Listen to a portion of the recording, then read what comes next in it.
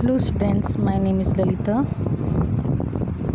Today we will study the poem Solitary Reaper, part 2nd. Today we will analyze and criticize the poem The Solitary Reaper.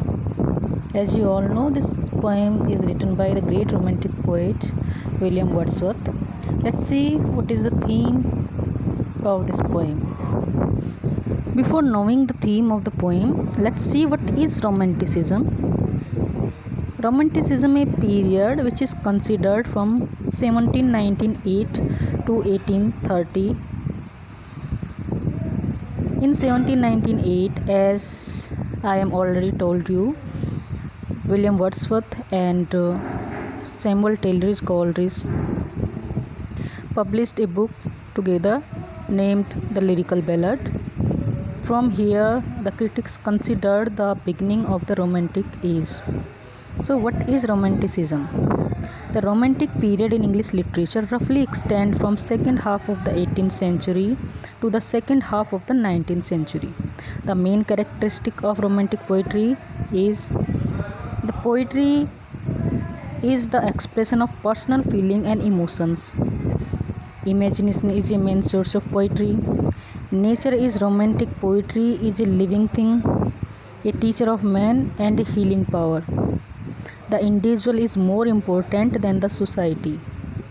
And the name of the some romantic poets are William Wordsworth, John Keats, George Gordon Byron, P.B. Shelley and S.T. Coleridge. So what are the main characteristic of romantic poetry? Romantic poetry मुख्य रूप से expression होता है व्यक्तिगत भावनाओं का और emotions का। इसमें जो मुख्य स्रोत होता है किसी भी पोइट्री की जो प्रेरणा स्रोत होती है वो इमेजिनेशन होती है, थॉट्स होती हैं। नेचर को रोमांटिक पोइट्री का एक मेन कंटेंट माना जाता है, यानी कि जितनी भी रोमांटिक पोइट्री लिखी गई है वो नेचर के अराउंड या नेचर के आसपास इर्द गिर्द बुनी गई है। ये जस्ट अपोजिट है क्लासिकल एज के या जो न्यू क्लासिकल पीरियड था उसमें जो पोइट्री लिखी गई थी उनके जस्ट अपोजिट है। वहाँ पे नेचर का कहीं मेंशन नहीं होता है, ना ही कोई पर्सनल फीलिंग्स व्यक्त की जाती हैं। वहाँ पे सिर्फ़ और सिर्फ जो पोएम्स लिखी गई हैं वो ऑब्जेक्टिव थी और व्यक्ति विशेष को या व्यक्ति विशेष की भावनाओं को प्रदर्शित ना करने के बजाय वो किसी कल्चर या सोसाइटी को या किसी सेकंड व्यक्ति को ऑब्जेक्टिवली रूप से प्रदर्शित करती थी। उनमें स्टाइल और डेकोरम बहुत मायने रखता था। यहाँ व्यक्ति रोमांटिक पोइट्री में अपनी भावनाओं को बिना किसी बाधा के निर्बाध रूप से फ्री होके किसी भी लिरिक में, किसी भी फॉर्मेट में, किसी भी स्टैंजा में प्रकट करने की स्वतंत्रता रखता है। इन पोइम्स में सोसाइटी की बजाय इंडिविजुअल या व्यक्ति जो होता है उसकी भावनाओं को महत्व दिया जाता है। आओ अब हम देखते हैं the theme of the poem. Major theme in solitary reaper is everlasting beauty and sorrow. The poem presents two things, the labour of that girl and her expression of sorrow.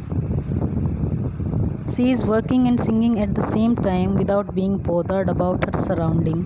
She does not notice that the speaker is listening and enjoying her song.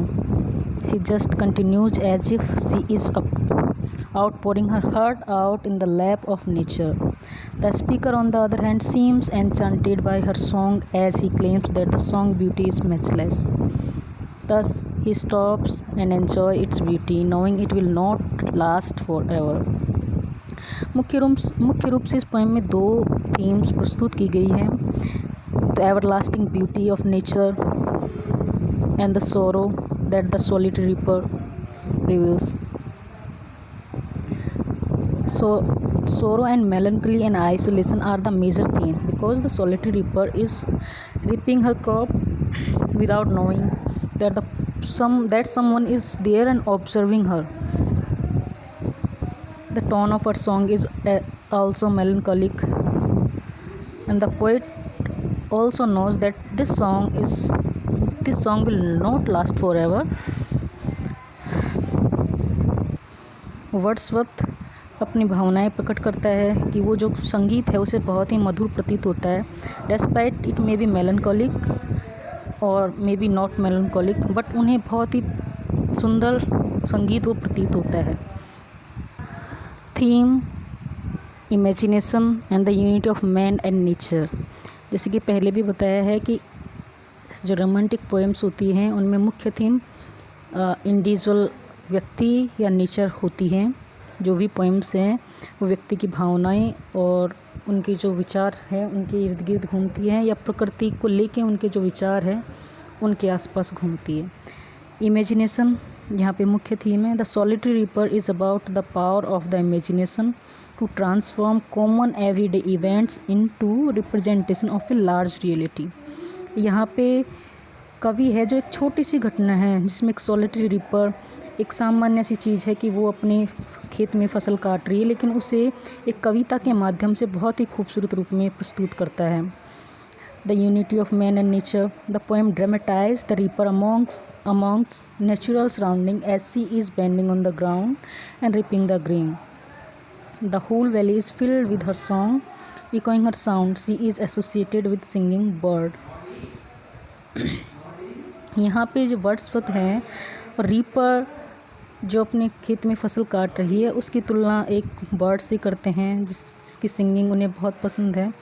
Even इस girl की जो singing है वो उन birds की singing से भी ज़्यादा बेटर वो बताते हैं। In the first stanza, the poet implores his listener to stop and look at the girl who is reaping and singing by herself in the field. The poet asks the listener to stop here or gently pass so as to not disturb the smooth flow of the song. As she cuts and binds the grain, she sings a melancholic strain, and the whole valley is full of the song. The song sounds to the poet to be a sad one. Wordsworth emphasizes the girl's isolation by using words such as single, solitary, by herself, and alone. The girl is alone but surrounded by nature. The act of reaping alone in the field binds the girl to the earth. Also, as the girl sings and the melody fills the lonely valley, she becomes almost completely merged with nature. जैसे कि पहले भी बताया है कि इस कविता की जो मुख्य थीम है वो मेलनकलिक एंड आइसोलेशन है, लोनलीनेस है। जैसे कि पोएम के नेम में ही है द सॉलिटरी रीपर, और इस शब्द को कवि ने बार बार एम्फेसाइज किया है। जैसे single word, solitary, bye her self and alone, and here alone valley, the song merges in the valley that is deep and dark and alone. The act of reaping is alone. It means जो मुख्य theme है वो loneliness है। कवि वहाँ से जब गुजरता है तो लड़की को गीत गाते हुए सुनता है और रुकता है, लेकिन despite being alone the girl is surrounded by the nature. लड़की है जो अकेली अपने खेत में फसल काट रही, लेकिन फिर भी उसके इर्द गिर्द नेचर है, और अपना गीत जो गाती है उसकी जो धुन है वो पूर्ण रूप से उस लोनली वैली में फैल जाती है। और इस प्रकार वो लड़की का जो मधुर गीत है, संगीत है, सॉलिटरी रीपर का जो गीत है वो प्रकृति से मर्ज हो जाता है, नेचर के साथ मर्ज हो जाता है। In the second stanza, the poet compares the woman's song to sound of two singing birds, saying that hers excels those of the nightingale and the cuckoo. The woman's sound is more welcome than any chant of the nightingale to tired travelers in the Arabian desert, and that the cuckoo bird in spring never sang with a voice so exciting. Second stanza में हम देखते हैं कि जो poet है metaphor का use करते हुए बर्ड जो रिपर है उसका सिंगिंग की कंपैरिजन करते हैं टू बर्ड्स से, nightingale and cuckoo. Nightingale cuckoo का सॉन्ग रोमांटिक पोएम्स में बहुत ही बार कई कवियों द्वारा यूज़ किया जाता है, और ऐसा माना जाता है कि जो नाइटिंगेल है, जो कुकू है, उनका सॉन्ग बहुत ही मधुर और प्रिय होता है, कर्णप्रिय होता है। और कवि कहता है कि हाइब्रिड जो टाउन है दूर तक,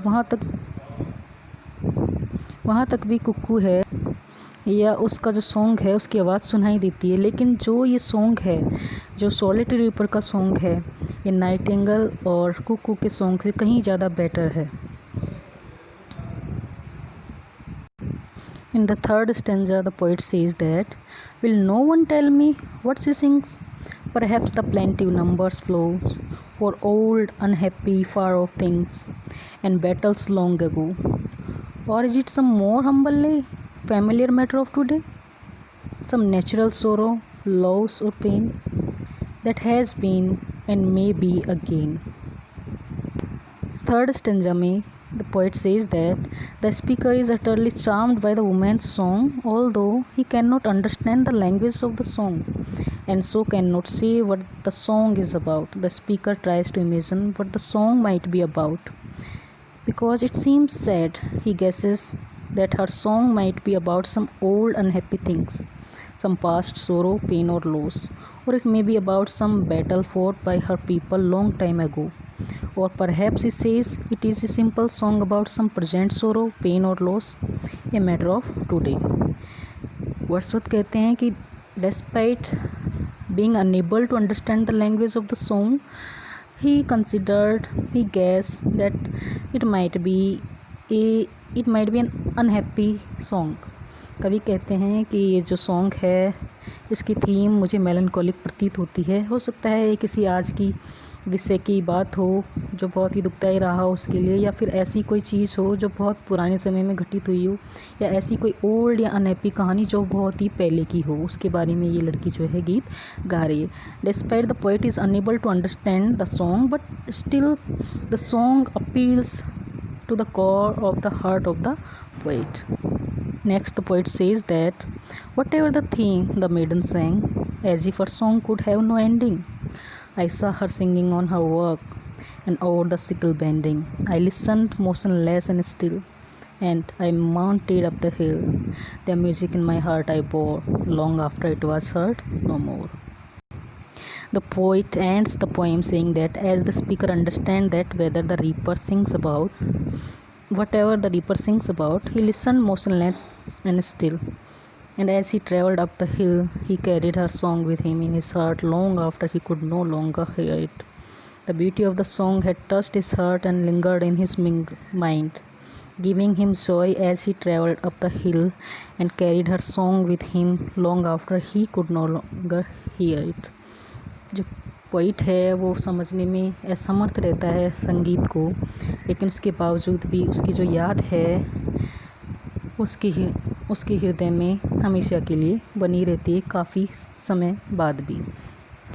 और यहाँ कवि है जो इस कविता का समापन करते हैं कि मैं इस कविता को भले ही ना समझ पाऊँ because of its language, but it is still linger in my heart for ever. Now analyze the poem, the form of the poem, stanzas. The poem consists of 4 8-line stanzas. The first set the scene. The first stanza sets the scene.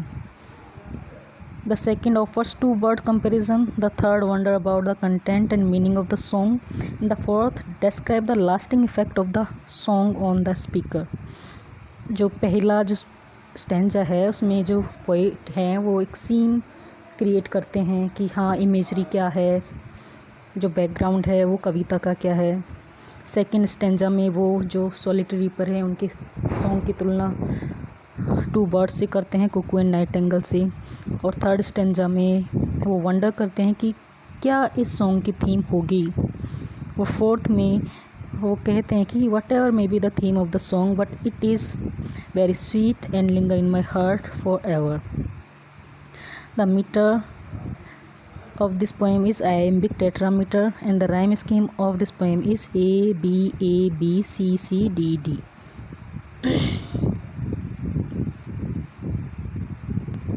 Imagery. The poem presents a natural scene in which the reaper is situated in the center, working alone in the field. The 2 middle stanzas take us to different geographical regions, Arabia and the farthest Hebrides, where images of wandering nomads under the scorching sun contrast with the sailors anxious to reach the land. For both groups, the singing birds signal surviving and safety.